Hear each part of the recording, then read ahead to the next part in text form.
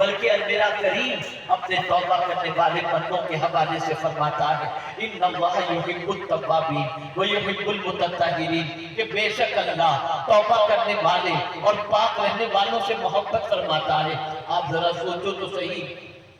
آپ ذرا غور تو کرو، اللہ کے برگزیدہ بندے کس طریقے سے بارگاہ سمدیت میں توبہ کرتے، کتنا اللہ عز و جل کے قرب کا مقام حاصل کرتے ہیں۔ آج کا انسان کبھی کبھی یہ سوچتا ہے بہت گناہ کر لیے یار اب کیا سدھریں گے، چلو چل رہی ہے چلنے دو، اور گناہ کر لو پتہ نہیں اللہ معاف کرے گا کہ نہیں کرے گا، چلتے رہنا چاہیے، گناہ کرتے رہنا چاہیے۔ تو میں آپ کو ایک چیز عرض کروں، یہ تصور ذہن سے نکال دو، یاد رکھنا اللہ کی پکڑ بڑی سخت ہے، اللہ کی گرفت بڑی سخت ہے۔ آج توبہ کر لو، اگر آج تک دامن پر بے شمار گناہوں کے دھبے لگے ہیں تو آج اللہ کی بارگاہ میں توبہ کر لو، اللہ گناہوں کو معاف فرما دے گا۔ آپ جانتے ہیں بڑی بڑی خطاؤں کو معاف فرمانے کے بعد بڑی بڑی خطاؤں کے مرتکب جب سچی توبہ کر لیتے تو اللہ انہیں کتنا اونچا مقام عطا کرتا۔ جانتے ہیں امام اعظم ابو حنیفہ رحمت اللہ تعالی علیہ فرماتے ہیں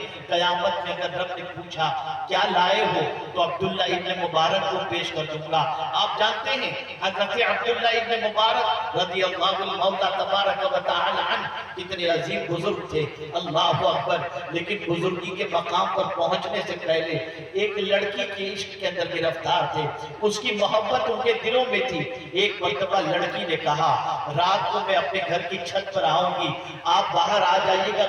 میرے گھر کے باہر، ایک دوسرے کا نظارہ کرتے رہیں گے۔ عبداللہ ابن مبارک رات کو پہنچتے ہیں اور رات عشاء کے بعد اس کے گھر کے سامنے جا کر کے کھڑے ہو جاتے ہیں، یہاں تک کہ کافی دیر گزر گئی، وہ لڑکی گھر کی چھت پر نہیں آتی، یہاں تک کہ انتظار کرتے کرتے آدھی رات بیت جاتی ہے، پونی رات بیت جاتی ہے، یہاں تک کہ فجر کی اذان کی آواز مسجد سے آتی ہے۔ عبداللہ ابن مبارک کے ضمیر میں آواز تھی، اے عبداللہ، غور سے ان کے جملے کی طرف میں آپ کی توجہ کو مبذول کرانا چاہتا ہوں۔ حضرت عبداللہ کہتے ہیں اے عبداللہ، پوری رات ایک لڑکی کی محبت میں تو کھڑا رہا، اگر پوری رات اللہ کی محبت میں کھڑا رہتا تو پتہ نہیں تیرا مقام کیا ہو جاتا۔ بس یہ ضمیر کی آواز تھی، توبہ کرتے ہیں، نکل پڑتے ہیں، عہد کرتے ہیں اب کبھی اس لڑکی کے دام فریب کے اندر گرفتار نہیں ہوگا۔ اللہ کی محبت کا چراغ روشن ہو چکا تھا، نکلے، صبح گھر سے نکل پڑے، علم حدیث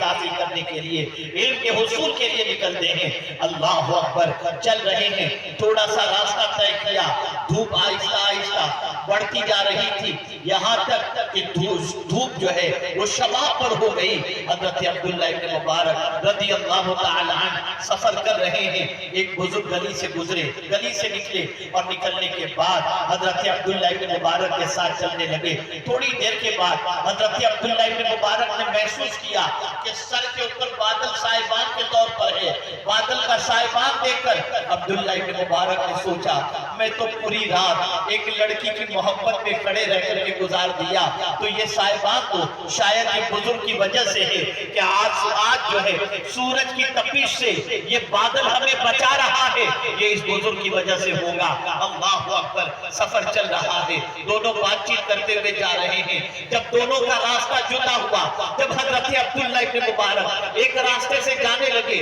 اور دوسرے راستے سے وہ بزرگ جانے لگے تو وہ بادل جو سائبان تھا، اللہ اکبر، وہ حضرت عبداللہ ابن مبارک کے ساتھ ساتھ وہ بادل کا ٹکڑا چلنے لگا۔ اللہ اکبر، بزرگ کو حیرت ہوئی، دوڑتے ہوئے پہنچے عبداللہ ابن مبارک کے پاس، اے عبداللہ ذرا یہ تو بتاؤ تم نے کون سی نیکی کی ہے جس کی بنیاد پر آج اللہ نے دھوپ سے بچانے کے لیے تمہارے اوپر بادل کا ٹکڑا بھیج دیا۔ عبداللہ ابن مبارک کی آنکھوں سے آنسو جاری تھے، عرض کرنے لگے دامن پر تو گناہ کا دھبا لگا ہے، لیکن میں نے سچے دل سے صبح توبہ کر لی تھی، شاید اس توبہ کی برکت سے میرے قریب نے سورج کی گرمی سے مجھے بچا لیا۔ میں امید کرتا ہوں جس رب نے سورج کی گرمی سے بچا لیا ہے وہ جہنم کی آگ سے بھی مجھے بچا لیا۔